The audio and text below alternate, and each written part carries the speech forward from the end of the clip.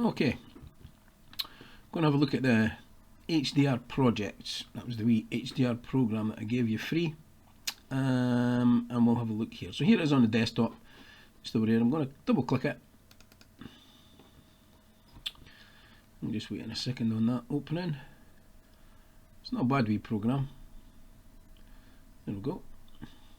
So the program's now opened, and if we go up here, we've got exposure bracket and browser where I can look for files. Got the history viewer, basically what I've done to a file. HDR from a single image. You could throw in a picture on its own, any image, and it'll still work. But I'm going to look at this, import exposure bracketing. So I'm going to click on that. And that'll take me to this folder that's on my desktop, untitled export. So I've got 3 exposures here that were taken donkeys ago over towards the Isle of Mull. So we'll click on one and then control, and we'll highlight the other 2, and I'll click open. And then we see it's starting to process the images. It's processing the alignment, making sure they're on top of each other. And there's my finished HDR image. If we look up in this corner, up here, you see the comparative view. So as I move around the image, you'll see that moving there.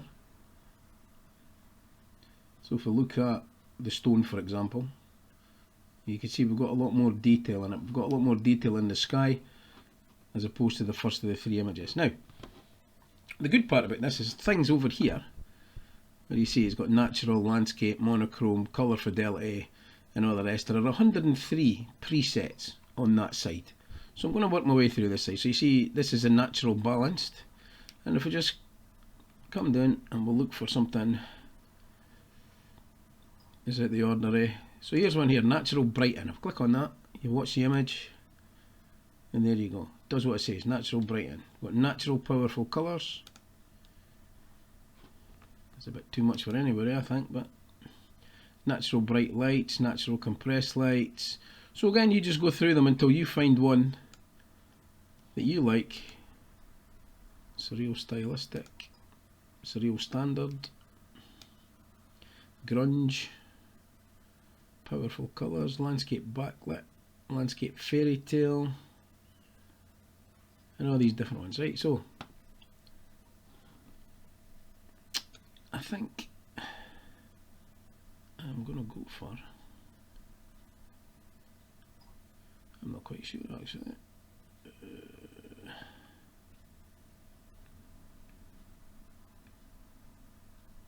Is this into monochrome? I don't want monochrome. I'll go for this one, landscape ND grad. So I'll bring out some more details in the sky there. Right, so if you're happy with this, which you may well be, you can get up here and you can export your image, and that would be that done. Right, so under here where it says finalize, we could shift over to this side where it says finalize, and we could look at the different things we've got here. So we've got an intelligent colour space. I generally leave that at balanced, quite happy with that. Right, but you can change it. Again, with these, just play with them and see what you get. I like it balanced, so I'm going to leave it at that. Optimization assistant. So if we look in here, you see all these different areas. We've got naturally cool, naturally warm, soft, fine, brilliant, intense, sober colours. Again, just play with these. Right, so I'll just let you see a couple. So if we go low key colourful, you see how that changes the image. Yeah, if we go high key, super bright. Let's try intense. Yeah, super bright oranges in the seaweed. And if you look up again at the panel on the right, you can see the differences between one and the other. Yeah, I'm going to move on. Down it here. So we've done our optimization, and then we've got, we could actually change it here where it says opacity. So if I start to bring the opacity down, you see it changes it just a fraction. So I could take, because it's super bright colours, we'll take some of that colour out. So we'll put it at 55% there. I'm quite happy with that.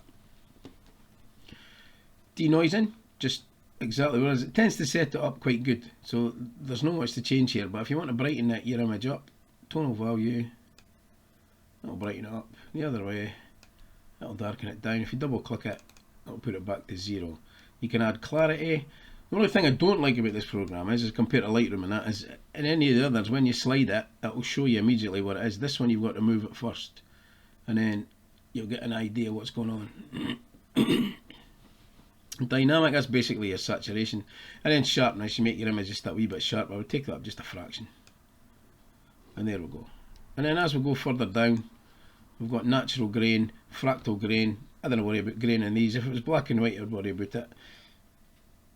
Local adjustments and corrections. So if you've got scratches or something there, that'll take them out. Local adjustments, because it's an HDR image, you shouldn't have to worry about that. And I would do that elsewhere anyway. I would import it into Lightroom or Photoshop to play with that. Okay, that's the basics of it. I suggest you play with it. This is a place where you're gonna have most fun, over here. Right, and when you're finished with it, you can click on here and click export.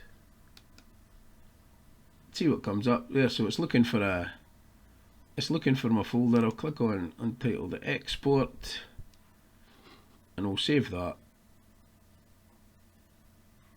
Save as type. I shall save it. Oh, I was going to save it in there, so I'll save it in there. Save. And that's thrown it over to the folder that I chose. So there, yeah, that's your HND HDR project. Hope you enjoy it. Have fun. Any problems, just don't hesitate. Give me a phone, and I'll try and help you. Thank you very much. Bye.